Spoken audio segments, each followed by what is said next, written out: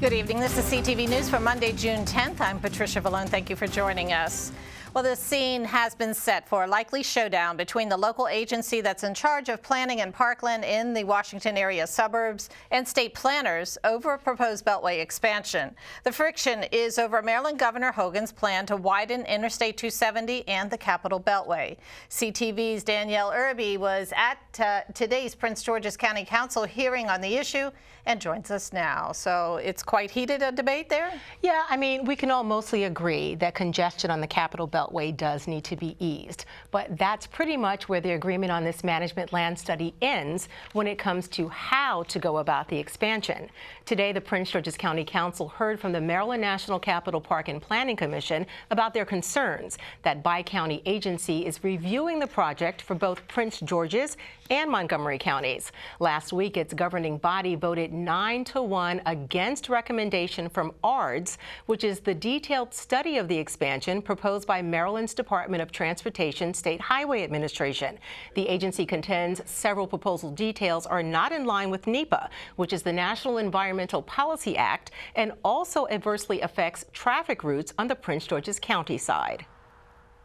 We have all of the normal construct that you think about when you think of park and planning, working on this project to make sure that Prince George's County gets whatever mitigation they are entitled to for any loss of parkland or any other important community assets.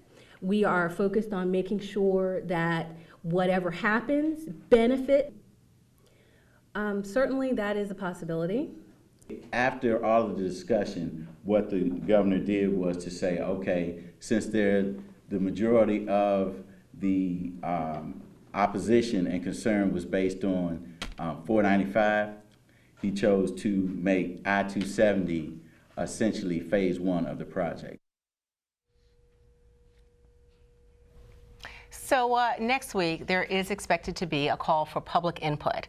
So in addition to all the acronyms involved, you've got MNPCC, PPC, the study called ARDS, you've got NEPA and M.SHA. There are also several phases to the governor's I-270, I-495 expansion proposal. So stay tuned for more details. So this alphabet soup here, what's the next step we're going on? So the next step is, like I said, they may have public hearing next week, but there's also a call from the Maryland National Capital Park and Planning Commission to pull back at least and look at more detail the parts that are going to affect Prince George's County. All right, we shall see then. Thank you, Danielle.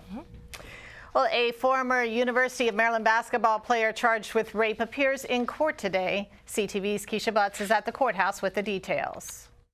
Jury selection is underway for a former University of Maryland basketball player who's charged with second-degree rape and second-degree assault. DeMonte Dodd, who's pictured here, allegedly raped a woman who was intoxicated on November 1st, 2017. According to officials, Dodd and the woman met at Terrapin's Turf Bar in College Park on Halloween night. Then he took her to a friend's apartment in College Park, where he allegedly had sex with her against her will earlier the next morning. Another resident in the apartment confronted him about it. Dodd says it was consensual. The woman reported the incident 5 days later to police. Now, Dodd played for the Terps between 2013 and 2017. In Upper Marlboro, Keisha Butts, CTV News. One of the questions Judge Nicholas Rattal asked prospective jurors was whether or not they or their children attended the University of Maryland. It could take a couple of days to seat a jury for this case. Maryland State Police are investigating an attack in a prison in Cumberland that left an inmate from Baltimore dead over the weekend. The victim is 33-year-old Herbert Mays, a prisoner at Western Correctional Institution. According to officials, an altercation broke out involving Mays and several inmates on the exercise yard on Saturday. He was pronounced dead by medical staff. An autopsy is being done to determine the exact cause of death.